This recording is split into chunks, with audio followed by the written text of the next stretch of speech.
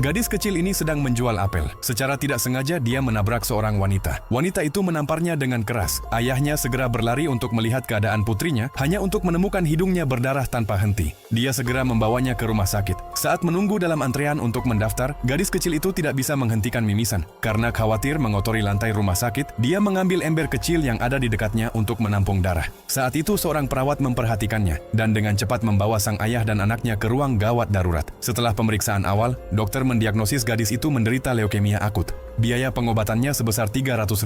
Sang ayah kembali ke desanya untuk meminjam uang. Ia pergi menemui orang terkaya di desa. Namun meskipun sudah memohon, orang itu tetap menolak untuk meminjamkan uang. Dengan hati hancur dan kecewa, sang ayah kembali ke rumah sakit dengan perasaan putus asa. Gadis itu berlari ke pelukannya sambil tersenyum dan menunjukkan gambar-gambarnya. Dia mendengar bahwa lukisan bisa dijual dengan harga mahal, jadi dia membuat banyak gambar. Gadis kecil yang penuh perhatian itu bertanya apakah penyakitnya membutuhkan banyak uang. Sang ayah yang hancur mencoba menghiburnya. Saat itu adik perempuan gadis itu berkata kepada ayah mereka untuk menyerah, tapi sang ayah menolak. Dia pura-pura kuat dan kembali ke kamar. Gadis itu memeluknya sambil menangis, lalu mengeluarkan sebuah buku catatan dari bawah bantal dan memberikannya. Di dalamnya tertulis bahwa dia ingin menghentikan pengobatannya secara sukarela. Dia memohon kepada ayahnya untuk menyerah. Perawat yang tidak tahan melihat keadaan itu menghubungi seorang jurnalis. Tak lama kemudian kisah gadis itu dimuat di koran. Banyak orang tersentuh dan mulai berdonasi. Gadis itu dibawa kembali ke rumah sakit. Dalam sebuah wawancara, reporter bertanya siapa wanita dalam salah satu gambar gadis itu. Gadis itu menjawab bahwa itu adalah tante yang tanpa sengaja dia tabrak, dan dia selalu ingin meminta maaf secara langsung. Wanita itu diam-diam datang ke rumah sakit, meninggalkan sekeranjang buah di depan pintu, lalu pergi dengan rasa malu.